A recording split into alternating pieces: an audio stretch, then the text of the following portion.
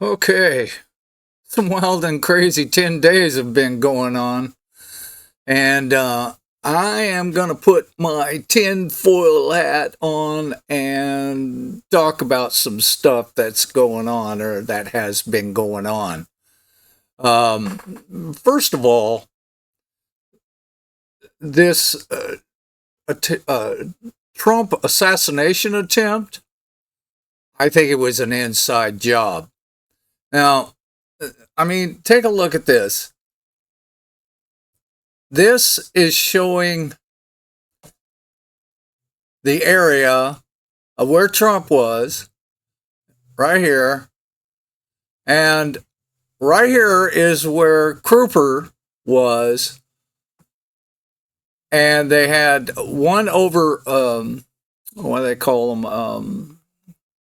They're snipers, but there's an Overwatch. Overwatch right here. I think there was another set of snipers right in this area here. And I think these are the ones that had the clear line of shot. These guys were obstructed by this tree right here, so they couldn't see him, or at least that's what I understood, or maybe it was this tree. But okay, how did this Yahoo get up here?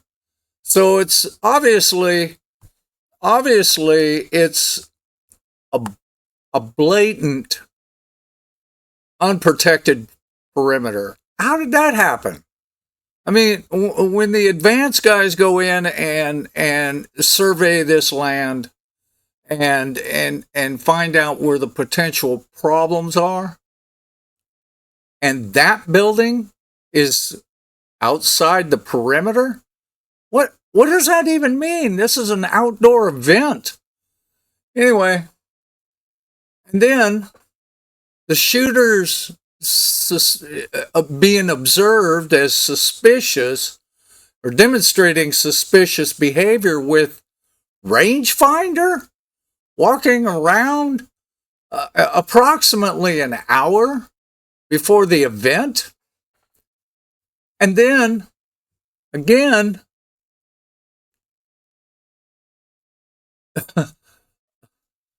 people, those who are watching this area are posted inside the building. Why are they inside the building for an outdoor event? Why are they in there?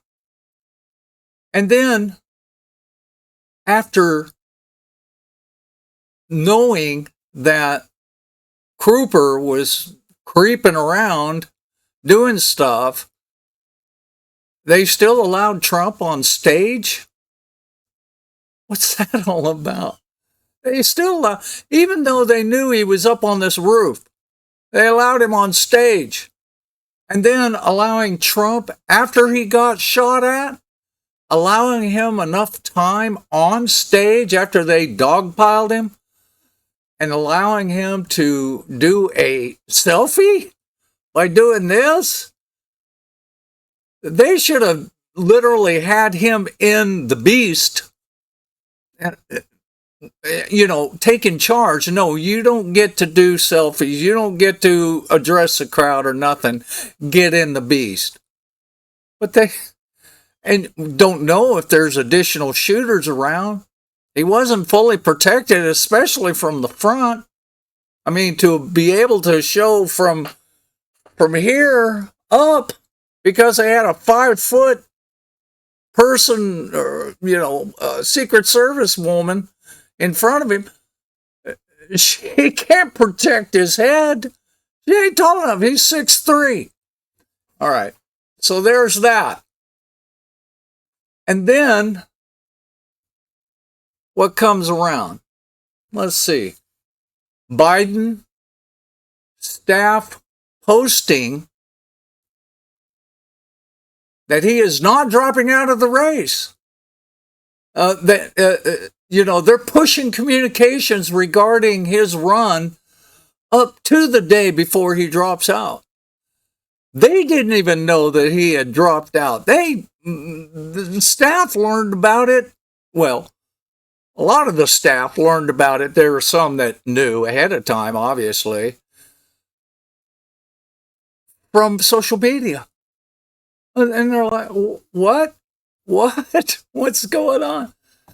And then, so Biden posts on Twitter or X that he's dropping out. Okay, well, first of all, it wasn't Biden that posted that. Okay, he doesn't post. He's got staff, he's got cronies to do that. But the funny thing is that this letter that was posted was not an official letterhead, and the signature it's not consistent with President Biden's signature. And there's been several analyses done on that, and people are like, that's not his signature. So someone signed that document and then probably let him know, we're gonna do this, we're gonna sign it. So in this letter, there's lots of self-exaltation. Look at how all the wonderful things I've done, but there's not one mention about Vice President Harris in that letter, not one. And then it's just this, I'm dropping out. I'm like, what's going on? I'm just as confused as his staff. Okay. So there's no mention of that. But an hour later, there's a second post to X where he's allegedly throwing his support in for Harris to run for the president. Okay? And now my next question is, where's Joe? Where is he? He's been gone for forever. It's almost like 10 days or something like that. And apparently he was in Vegas, and after a day or two in Vegas, you see this video of him getting into the vehicle, and check this out. Check this out.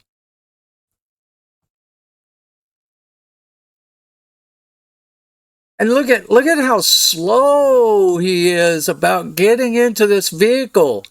There he just hopped into the chair and he's shuffling his butt, and he's just struggling to get into this vehicle. And one of the Secret Services helping him with his feet, get his feet inside and get you all inside the vehicle. And it's like, what is that all about? So there's that. So that was in Vegas. And he's so weak and he's so frail now. And they're saying, well, he contracted COVID. Okay. And they're saying, he can't speak because his voice is so weak and hard, and he can't grasp, he can't speak very well. Well, he's a weak breath speaker anyway, but there's that. But he drops out of the presidential race, and there's no address to the nation of him dropping from the race, and he hasn't been seen for 10 days. And then all of a sudden, Harris is doing a public address.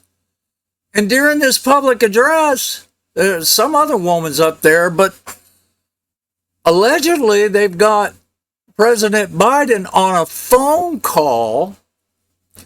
And when you listen to this message or this conversation he's having on this phone call, it's First of all, this man can barely concatenate 5 words together, and yet the phone call is level, it's articulate, it's smooth. I mean, there's energy behind it. I'm telling you, that's AI. That's not President Biden speaking on the phone. He could not have, based on his track record, there is no way that he could have given that telephone call. So I believe that was AI technology speaking, not President Biden. And a lot of other people are saying the same thing. That's too smooth to be Joe Biden. And here's the other thing. With the technology we have today, why didn't he do like a Zoom call or a FaceTime call or something? Show his face. No, a phone call? And believe me, you don't have to believe me. I believe that wasn't Joe Biden. That was AI. And with the AI technology that we have today, believe me, what we know about, the government has 10 generations higher. Okay? Only the obsolete stuff we know about. All right. So here's my conclusion. The attempted assassination of Trump, that was a setup. That was an inside job. Too many things are just too weird about that. The second thing is the puppeteers of Biden presidency, they wanted Joe out after the debate. They wanted him out. So the puppeteers wanted him out. But they wanted him to finish his presidency, his term, because they didn't want Harris assuming presidential authority. They didn't want her, assuming the succession of that. And the failure to terminate Trump, that spent the controllers, those who are controlling all of this, of the presidency, into a new direction. And I think that Joe, he's either dead or comatose right now. I don't think he's in any capacity at all, if he's even alive, to even run this nation right now. And Lord help us about Scamala Harris and her in the president's seat. That scares me more than Joe.